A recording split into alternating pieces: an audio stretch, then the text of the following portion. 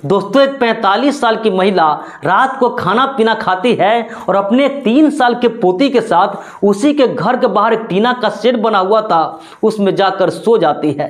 लेकिन अगले दिन सुबह सुबह उस महिला की एक बेटी होती है। जब उस महिला को चाय लेकर देने जाती है तो देखती है कि जो 45 साल की महिला थी और उसके साथ जो 3 साल की उसकी पोती सो रही थी, दोनों चरपाई पे मरी पड़ी थी। उसका पूरा शरीर खून से लथपथ था। अब जैसे दृश्य को लड़की देखती है वो एकदम से घबरा जाती है, डर जाती है और रोते हुए, चिल्लाते हुए, दौड़ते हुए, भागते हुए अपने घर पे पहुंचती है और उसके घर परिवार का जो लोग होते हैं उन्हें सारी बात बताती है। अब जैसे इस बात को उसके घर परिवार का लोग सुनते हैं, वो लोग भी दौड़ते हुए, चिल्लाते हुए, रोते हुए उस टीन शेड की तरफ पहुंचते हैं और वहां का जब दृश्य देखते हैं तो वो लोग भी एकदम से दंग रह जाते हैं। उसके रोने और चीखने चिल्लाने की आवाज सुनकर उसके आसपास के इलाके का लोग होते हैं वो लोग भी दौड़ते हुए उस घटना तक पहुंचते हैं और वो लोग भी जब दृश्य को देखते हैं तो उन्हें भी समझ में नहीं आ रहा था कि भला इस दादी और पोती का कत्ल कौन कर सकता है। इस घटना की जानकारी दोस्तों पुलिस वाले को दी जाती है। पुलिस वाले घटना तक पहुंचते हैं और जब वो भी इस दृश्य को देखते हैं तो उन्हें भी समझ में नहीं आ रहा था कि भला जो दादी है इसकी उम्र 45 साल है, इस महिला का किसी से दुश्मनी हो सकती है, लेकिन ये जो 3 साल की मासूम बच्ची थी भला इससे किसी की क्या दुश्मनी हो सकती है। और इसके बाद दोस्तों जो पुलिस वाले होते हैं सबसे पहले लाश को कब्जे में लेकर पोस्टमार्टम के लिए भेज देते हैं और इसके बाद जब इस पूरे मामला का छानबीन करते हैं, कातिल का नाम सामने आता है और जब कातिल को गिरफ्तार करते हैं तो किसी को भी समझ में नहीं आ रहा था कि भला इससे गिरफ्तार क्यों किया जा रहा है। वाकई में दोस्तों आज की जो घटना है जब आप भी सुनेंगे तो कहीं ना कहीं सोचने पे मजबूर हो जाएंगे कि सिर्फ एक लोगों की गलती की वजह से न कि 2 लोगों की जान चली जाती है बल्कि कई लोगों की जिंदगियां भी हमेशा के लिए तबाह हो जाती है। नमस्कार, प्रणाम, मैं सर्वेश राज। कहानी शुरू करूं इससे पहले आपसे एक छोटी सी गुजारिश है, आप प्लीज वीडियो को लाइक कर दीजिए, साथ ही साथ चैनल को भी सब्सक्राइब कर लीजिए ताकि मेरा हौसला बढ़ता रहे।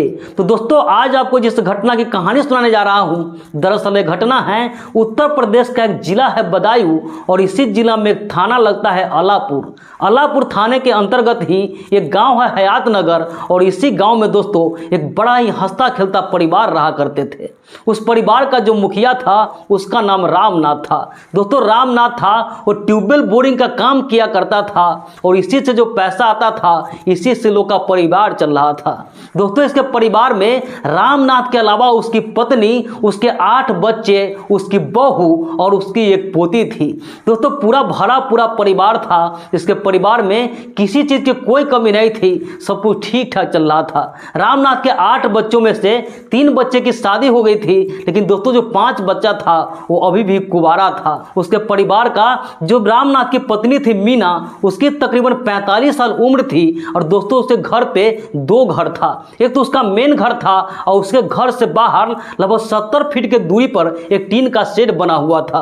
परिवार के सभी लोग दोस्तों घर पे ही सोते थे, लेकिन रामनाथ की जो पत्नी थी मीना देवी वो घर से बाहर जो टीन का शेड बना हुआ था उसी में सोती थी और उसकी एक 3 साल की पोती थी। वो पोती थी उससे बड़ा ही प्यार था।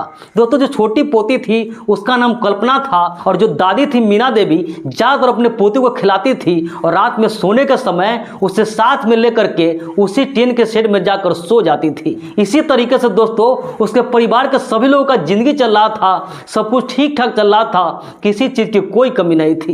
लेकिन 10 जनवरी के रात दोस्तों जो मीना देवी होती है हर दिन की तरह खाना पीना खाती है और उसकी जो पोती होती है 3 साल की कल्पना उसे साथ में लेकर के उसके घर के बाहर जो टीना का शेड बना हुआ था उसमें सोने के लिए चली जाती है। लेकिन अगले दिन सुबह सुबह मीना देवी का एक बेटी होती है सपना, वो अपने माँ को चाय लेकर देने जाती है और जब उस टीना के शेड में जाती है तो देखती है कि जो महिला थी 45 साल की यानी सपना की माँ थी मीना देवी और सपना की जो भतीजी थी कल्पना, वो दोनों चारपाई पे मरी पड़ी थी और उसका पूरा शरीर खून से लथपथ था। अब जैसे इस दृश्य को वो सपना देखती है वो एकदम से घबरा जाती है, वो जोर जोर से रोने लगती है, चीखते चिल्लाते हुए दौड़ते हुए वो अपने घर पे पहुंचती है और उसके घर परिवार का जो बाकी लोग होते हैं उसे इस बात की जानकारी देते हैं। अब जैसे ही दोस्तों उसके परिवार के लोग इस बात को सुनते हैं, उसकी बहू सुनती है, बेटी सुनती है, उसके बेटा सुनते हैं, वो लोग भी दौड़ते हुए, चीखते हुए, चिल्लाते हुए,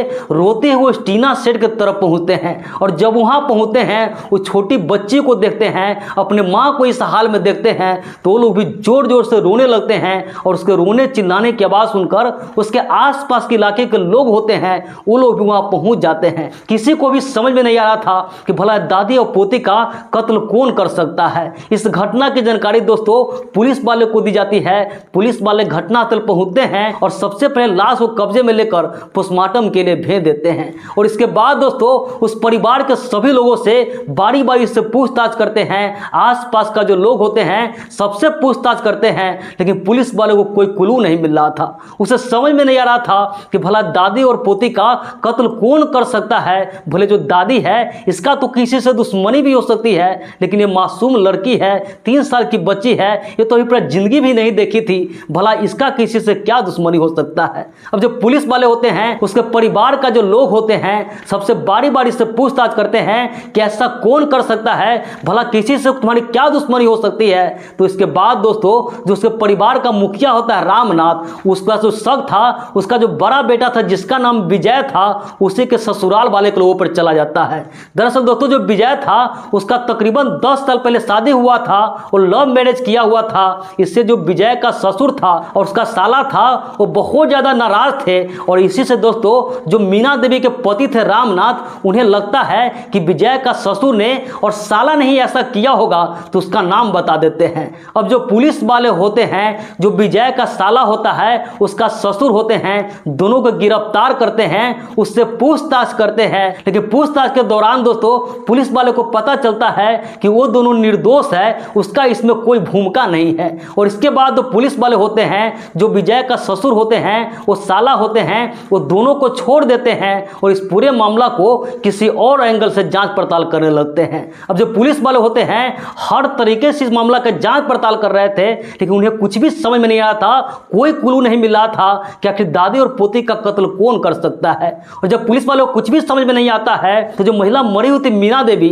उसके फोन का कॉल डिटेल्स चेक करवाते हैं और फिर पता चलता है कि जो मीना देवी थी उसके दूर का एक रिश्तेदार था जो रिश्ते में बहन लगती थी, उससे अक्सर वो बातचीत किया करती थी। घटना होने से पहले भी दोस्तों आखिरी बार उसी से बात किया गया था। तो अब जो पुलिस वाले होते हैं सीधा जो मीना देवी की बहन होती है उसके यहाँ पहुंचते हैं और जब उससे पूछताछ करते हैं तो मीना देवी की जो बहन होती है वो कहती है कि मीना देवी का कत्ल कोई और नहीं बल्कि उसी के परिवार के लोग किया होगा।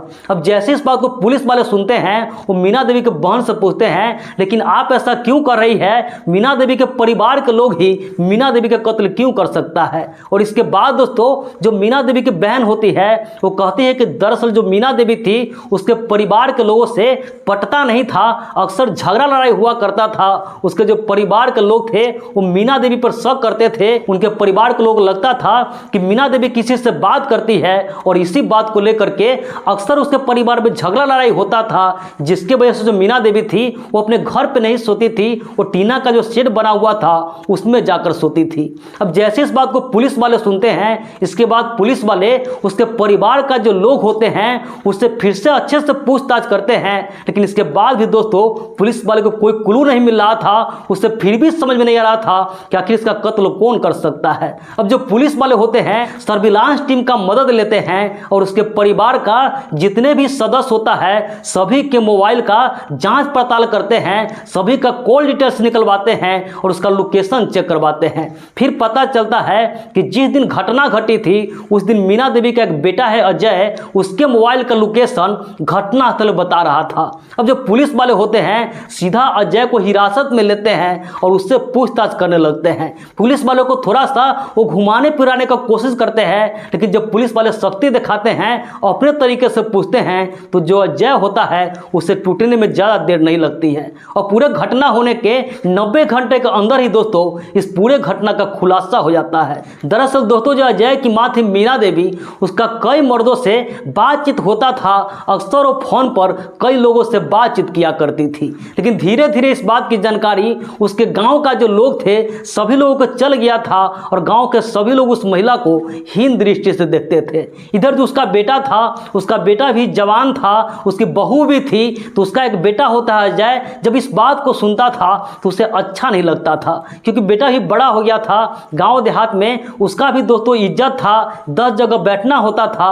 और कहीं से जब इस बात को सुनता था तो उसे बड़ा खराब लगता था। कई बार दोस्तों दोस्तों कुछ लोगों से लड़ भी चुके थे, क्योंकि उससे लगता था कि मेरी माँ ऐसा नहीं कर सकती है। लेकिन फिर भी दोस्तों जब बार बार उसके परिवार के लोग कहीं ना कहीं से बात सुन लेता था तो उन लोग को अच्छा नहीं लगता था।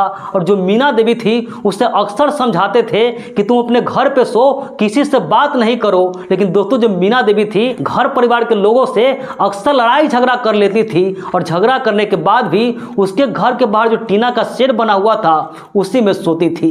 इसी तरीके से दोस्तों कई महीनों का वक्त भी जाता है, और जो घटना हुआ था वो घटना से 3 दिन पहले भी जो उसका पति होता है रामनाथ, उससे इसी सब बात को लेकर के झगड़ा हुआ था। और इसके बाद दोस्तों 10 जनवरी 2025 के रात जो मीना देवी होती है रात में खाना पीना खाती है, और खाना खाने के बाद उसकी जो 3 साल की पोती होती है कल्पना, उससे साथ में लेकर के वही जो टीना का शेड बना हुआ था उसमें सोने के लिए चली जाती है। इधर जो उसका बेटा होता है अजय अचानक घर से बाहर निकलता है, और वही जो टीना का शेड था उधर टहलने के लिए चला जाता है। जब टीना के शेड की तरफ बढ़ता है तो टीना के शेड के अंदर से उसे कुछ आहट महसूस होता है। अब जो अजय होता है उसे थोड़ा शक होता है, और जब उस टीना के शेड में जाता है तो देखता है कि उसकी माँ थी वो अकेले नहीं थी, बल्कि उसके साथ कोई मर्द भी था। अब जैसे अजय उसमें जाता है तो जो मर्द होता है उस मर्द को पकड़ता है, लेकिन वो बेचारा तो अंधेरा था, किसी तरीके से झटक के वहां से भाग जाता है। और फिर जो अजय होता है अपने माँ को कहता है कि जो भाग के गया है वो व्यक्ति कौन था और तुम यहाँ पे क्या कर रही थी। अब जो अजय की माँ होती है उस समय अपना कपड़ा वगैरह ठीक कर रही थी, और उल्टा जो उसका बेटा अजय होता है उससे ही भला बुरा कहने लगती है। उसे कहती है कि तुमको इस सबसे क्या मतलब है कि मैं कुछ भी कर रही हूँ, कोई भी लोग था, तुम जाओ यहाँ से। लेकिन दोस्तों अजय था वो बहुत ज़्यादा गुस्सा था, गुस्से में पूरा उसका चेहरा लाल हो गया था। वो गुस्से में कहता है कि चुपचाप बता दो कि व्यक्ति कौन था, नहीं तो अभी मैं पक्का कुछ कर दूंगा, अंजाम बहुत बुरा हो जाएगा। लेकिन दोस्तों उसकी माँ थी मीना देवी, उल्टा अजय से वो जुबान लड़ने लगती है, उससे बहस करने लगती है, उल्टा उसे ही वो गाली वगैरह देने लगती है। कहती तुम जाओ यहाँ से, मैं कुछ भी करूंगी, इससे तुमको कोई मतलब नहीं होना चाहिए। अब जो तो अजय था वो बर्दाश्त नहीं कर पा रहा था, और उसी के बगल में एक बांस का मुंगरी रखा हुआ था, उस मुंगरी को उठाता है और अपनी जो माँ होती है उस पर चला के वार करता है। लेकिन उस पर जब वार करता है तो उसके हाथ से मुंगरी छूट जाता है, और सीधा जो छोटी बच्ची होती है कल्पना उसके सर पे जाकर लगता है। अब दोस्तों जो बच्ची होती है इसकी जो भतीजी कल्पना होती है वो बेहोश हो जाती है, और इसके बाद जो अजय होता है फिर से मुंगरी को उठाता है और अपने माँ के सर पे वार करता है। वो जब तक वार करता है जब तक दोस्तों उसकी माँ मीना देवी थी इस दुनिया को छोड़कर चली नहीं जाती है। और जब उसे लगता है कि मीना देवी मर चुकी है तो इसके बाद दोस्तों जो अजय होता है वहाँ से चुपके से बाहर निकलता है, और बाहर आने के बाद अपने कमरे में जाता है और बड़े ही आराम से सो जाता है। अगले दिन जब सुबह होती है तब जाकर उसे पता चलता है कि उसकी जो भतीजी है उसकी भी मौत हो गई है। लेकिन दोस्तों अजय था उसे बहुत ज़्यादा अफसोस था कि उसके गलती की वजह से उसकी भतीजी थी निर्दोष थी, उसकी भी जान चली गई थी। इसके बाद दोस्तों जो पुलिस वाले होते हैं अजय पर इससे संबंधित धाराओं के अंतर्गत मुकदमा दर्ज करते हैं और उसे सलाखों के पीछे भेज देते हैं। तो दोस्तों सिर्फ मीना देवी की गलती की वजह से खुद तो उसकी जान गई ही गई, साथ ही साथ उसकी जो पोती थी निर्दोष मासूम पोती थी उसकी भी जान चली गई, और उसका जो बेटा है अजय वो सलाखों के पीछे चला गया।